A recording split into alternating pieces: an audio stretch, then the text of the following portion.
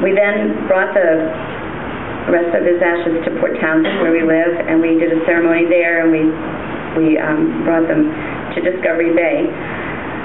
And I'll just read a little bit from there. We carried the rest of Seth's ashes to our home in Port Townsend to scatter them in Discovery Bay, waters he loved. The day after the funeral service in Seattle, Emily, my daughter, Jim, his father, and I paddled into the bay in a neighbor's canoe, while Kristen paddled Seth's wooden kayak with the orca painted on its side toward the Olympic Mountains they had hiked together. The mountains where they thought they would teach their children love of the outdoors. Kurt and Ann and VJ, Jackie and Bob, Seth's half-brothers and Kristen's sisters and brother-in-law, as well as many uncles and aunts, watched from the shore with flowers in their hands, each blossom sprinkled with some of Seth's ashes scooped from a hand-painted wooden box that had been a gift one year from Emily's host parents in Japan. Kristen took the box with her in the kayak, and we watched her release some of the ashes in the water. She stopped, though, closed the box, and paddled over to our canoe. She said she couldn't do any more. It was my turn. She turned and paddled away from the shore, closer to the mountains.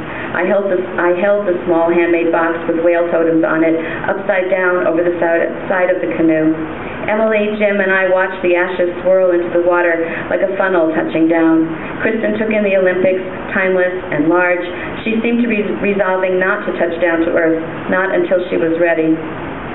I turned back and saw a necklace of flowers moving from the shoreline toward us. People Seth loved stood at the water's edge, hands empty.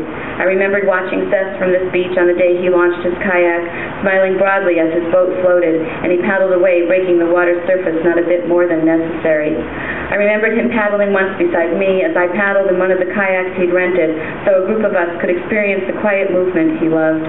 Now, the necklace of flowers lying smooth on unbroken water mapped the place he'd launched his kayak. Back inside this house by the bay, this house that Seth designed for us as a high school project when he was 17, I studied photographs he had taken of the Grand Canyon, the Brooklyn Bridge, and Times Square. I touched the glass covering the rendering of the house he'd done for his freshman year architecture studio class, and then presented to me on Mother's Day. I took ceramic cups and saucers from the cabinet, a birthday gift from him. How could he have mailed such fragile objects? How could everything be here intact but him? I looked out the glass back door at the uncovered deck, and I remembered the warm fall when I stood there after Seth left for freshman year at college. The builders had not been able to start much before Seth left for Boulder, so I had phoned him often with my questions. Why is there a roof over part of the deck but not over the whole thing where I am standing? Have the builders made a mistake? Mom, he answered, either amused that I couldn't remember details of the blueprints or covering up his dismay at how little I applied logic to physical structures. The uncovered part is your sun deck. The covered one is for rainy days. 2 days after my son's funeral, I stood on the uncovered part of the deck, watching the sun as it rose from behind trees and later as it set over Discovery Bay. I did not look away from the rays that teased me into saying hello as if Seth were waving to me across the unusually clear winter sky. These rays drew me from the absence that thudded across my chest like fallen struts. Now, for the rest of January, I am back in Los Angeles, where I rise at dawn and watch the sun travel up the sky. When the weatherman reminds us that warm air lying over cooler air causes instability and storms, I know that happy memories covering my cold grief will not let me rest. All day and into the night, I read everything I can about death. I read everything I can about grief.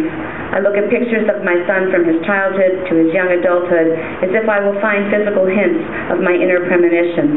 I look at pictures and he is there in front of me, vibrant and full of love. I have the photo from Gold Mountain and see each day that the scene Kurt captures was just as we remembered it. Sun breaking through a slab of gray, orchids curved around the glow. How can I know that Seth is dead and fully believe in his existence? I look each morning at the sun risen from the dark.